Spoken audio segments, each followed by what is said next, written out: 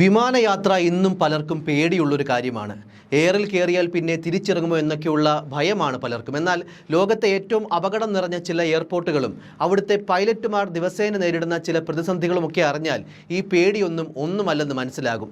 ഈ പറയുന്ന ചില എയർപോർട്ടുകൾ കണ്ടാൽ ആകാശത്ത് പറക്കുന്നതല്ല, തിരിച്ചിറങ്ങുന്നതാണ് ഏറ്റവും അപകടമെന്ന് മനസ്സിലാകും. വളരെ അപകടകരമായ ഇടങ്ങളിൽ നിർമ്മിച്ചിരിക്കുന്ന ഈ എയർപോർട്ടുകൾ ഒരു തരത്തിൽ നോക്കിയാൽ അത്ഭുതകരമായ കാഴ്ച കൂടിയാണ്. അതീവ വൈദഗ്ധ്യവും പ്രത്യേക പരിശീലനവും ലൈസൻസുമെല്ലാം ഉള്ള പൈലറ്റുമാർക്ക് മാത്രമേ ഇത്തരമിടങ്ങളിൽ പറക്കാനാകൂ. ലോകത്തിലെ ഏറ്റവും അപകടകരമായ ചില വിമാനത്താവളങ്ങൾ ഏതൊക്കെയാണെന്ന് നോക്കാം. ടെൻസിംഗ് ഹിലാരി എയർപോർട്ട് ലോകത്തിലെ തന്നെ ഏറ്റവും അപകടകരമായ വിമാനത്താവളങ്ങളിൽ ഒന്നായാണ് നേപ്പാളിലെ ലുക്ലയിലുള്ള ടെൻസിംഗ് ഹിലാരി എയർപോർട്ട് കണക്കാക്കുന്നത്. എവറസ്റ്റ് ബേസ് ക്യാമ്പിലേക്കുള്ള ട്രെക്കിങ്ങുകളുടെ ആരംഭ പോയിന്റായി അറിയപ്പെടുന്നതിനാൽ ലുക്ല വളരെ ജനപ്രിയമാണ്.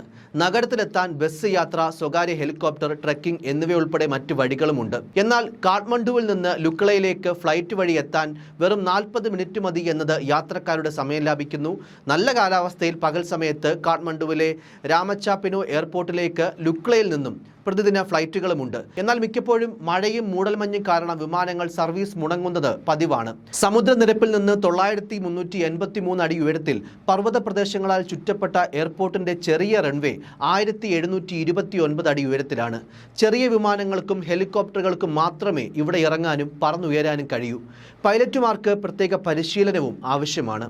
അടുത്തത് പ്രിൻസസ് ജൂലിയാന ഇന്റർനാഷണൽ എയർപോർട്ടാണ്.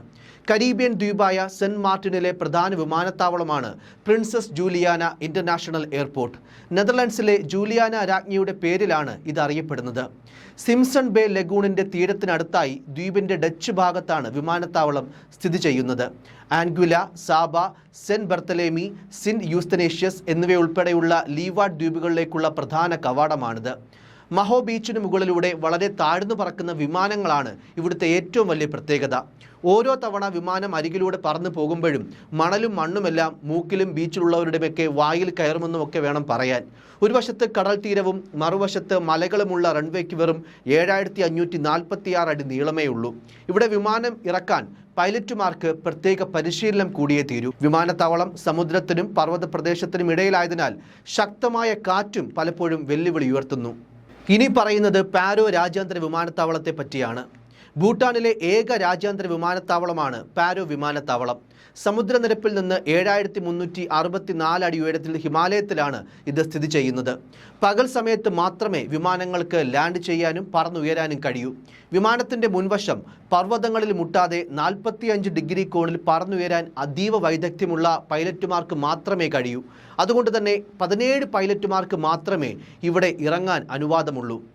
ഇനി പറയുന്നത് മഡെയ്റ എയർപോർട്ട് അല്ലെങ്കിൽ ക്രിസ്ത്യാനോ റൊണാൾഡോ ഇന്റർനാഷണൽ എയർപോർട്ടിനെ പറ്റിയാണ്. ക്രിസ്ത്യാനോ റൊണാൾഡോ ഇന്റർനാഷണൽ എയർപോർട്ട് എന്നും അറിയപ്പെടുന്ന മഡെയ്റ എയർപോർട്ട് സ്ഥിതി ചെയ്യുന്നത് പോർച്ചുഗലിലാണ്. റൺവേക്ക് ചുറ്റും പരുക്കൻ പർവ്വതങ്ങളും അറ്റ്ലാന്റിക് സമുദ്രവും സ്ഥിതി ചെയ്യുന്ന പോർച്ചുഗലിലെ മഡെയ്റ ദ്വീപിലാണ് വിമാനത്താവളം നിർമ്മിച്ചിരിക്കുന്നത്. ഭൂപ്രദേശം, കാറ്റ്, റൺവേയുടെ സ്ഥാനം എന്നിവ കണക്കിലെടുക്കുമ്പോൾ വിമാനം പറന്നുയരുമ്പോഴും ലാൻഡിങ്ങിലും ചെറിയ പിഴവുണ്ടായാൽ പോലും അത് അപകടകരമായ സാഹചര്യത്തിലേക്ക് നയിക്കും. ചുറ്റുമുള്ള പർവ്വതനിരകൾ കാരണം വളഞ്ഞു പുളഞ്ഞു മാത്രമേ ഇവിടേക്ക് വിമാനങ്ങൾക്ക് എത്താനും ഇവിടെ നിന്ന് പോകാനും പറ്റൂ.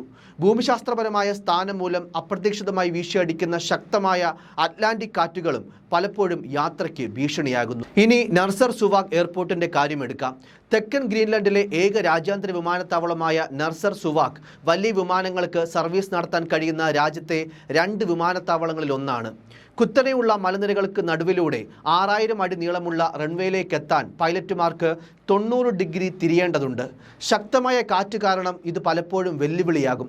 സമീപത്തുള്ള അഗ്നിപർവ്വതങ്ങളിൽ നിന്നുയരുന്ന പുക കാരണം കാഴ്ച മങ്ങുന്നതും പതിവാണ്. പകൽ ലാൻഡിങ്ങുകളും ടേക്ക് ഓഫുകളും മാത്രമേ ഇവിടെ അനുവദിക്കാറുള്ളൂ. ഈ ലിസ്റ്റിൽ ഏറ്റവും ഒടുവിലത്തേത് ടോൺകോണ്ടിൻ രാജ്യാന്തര വിമാനത്താവളമാണ്. ഹോണ്ടുറാസിലെ ടെഗുസിഗാൽപയിലാണ് ടോൺകോണ്ടിൻ വിമാനത്താവളം സ്ഥിതി ചെയ്യുന്നത്. ലോകത്തിലെ ഏറ്റവും അപകടകരമായ വിമാനത്താവളങ്ങളിൽ ഒന്നായി ഇത് കുപ്രസിദ്ധവുമാണ്. പർവ്വതങ്ങളാൽ ചുറ്റപ്പെട്ട വിമാനത്താവളത്തിൽ ഇന്നേ വരെ ഒട്ടേറെ അപകടങ്ങൾ നടന്നിട്ടുമുണ്ട്. പൈലറ്റുമാർക്ക് താഴ്വരയിൽ ടച്ച് ഡൗൺ ചെയ്യുന്നതിന് മിനിറ്റുകൾക്ക് മുൻപ് 45 ഡിഗ്രി തിരിഞ്ഞ് അയൽപ്പക്കത്തുള്ള വീടുകൾക്ക് മുകളിലൂടെ പറക്കേണ്ടതുണ്ട്. 7000 അടി നീളമുള്ള ടേബിൾ ടോപ്പ് റൺവേയും വളരെ അപകടം നിറഞ്ഞതാണ്. News desk, focus news TV.